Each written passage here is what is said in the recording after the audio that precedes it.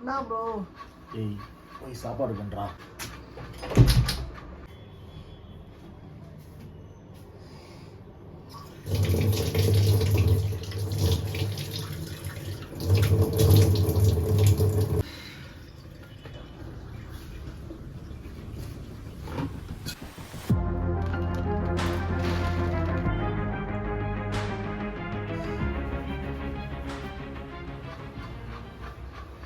அரிசி இல்லை ப்ரோ.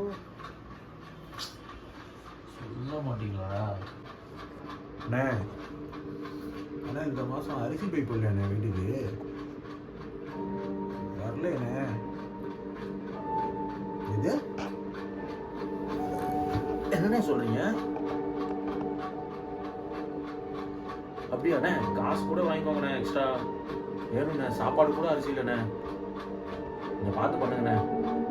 சரிண்ணே சரிண்ணே. ப்ரோ என்ன அரிசி?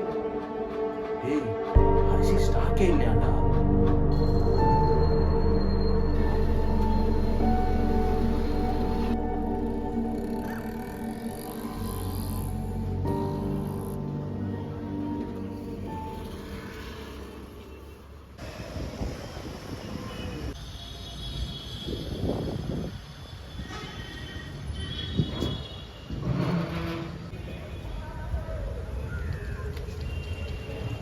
என்ன ப்ரோ, அரிசி கிடைச்சிச்சா இல்லையா?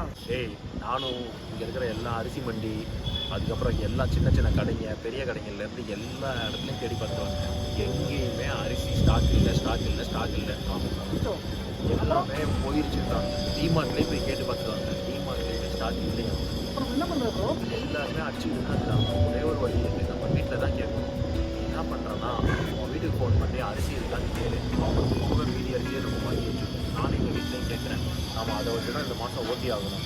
எனக்கு தெரிஞ்சு இது பெரிய இஷ்யூ ஆகும்னு நினைக்கிறேன் நான். ஏன்னா அரிசி ஸ்டாக் எங்கேயுமே வரலன்னு சொல்லணும். அது என்ன ஆகுது ஏதாகுதுன்றது எனக்கு தெரில. சம்திங் பெரிய மேட்ரு வெளியே வரப்போகுது, இல்லை ஏதோ ஒன்று நடக்க போகுது என்னோட